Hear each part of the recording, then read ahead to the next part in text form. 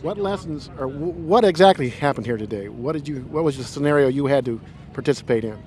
The scenario we were participating in was there was a train derailment this morning early. The local hazmat team responded, and then there was a secondary device that went off within the hazmat command area. And from that, two of the firefighters died and the other two were evacuated.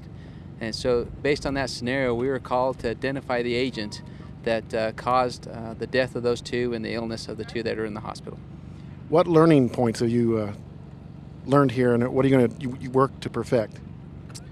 Well, there's very good questions, and I think the main learning point we had is looking at the decon setup. We have a very robust decon, and we may not always need to put that out, and especially looking at the weather, how hot it is, we probably have to work a little better to get smaller, to be just as effective and develop our technical skills so that our decon is as effective as it would be if using the full decon roll-up.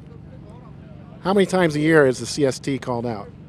And not just exercises, but in real life? Well, we've been very fortunate. While exercises, we do 12 exercises a year at a minimum of 5 days, and one of those is with at a national training center, such as the Hammer facility or CNR, and we hope to put Crisis City on top of that list.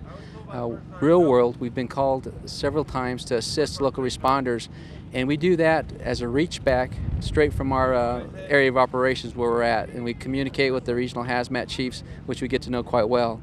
We've also responded to a real-world incident in Missouri, in Lee Summit, to assist the 7th CST. We are a lot closer than them, and so we reported first.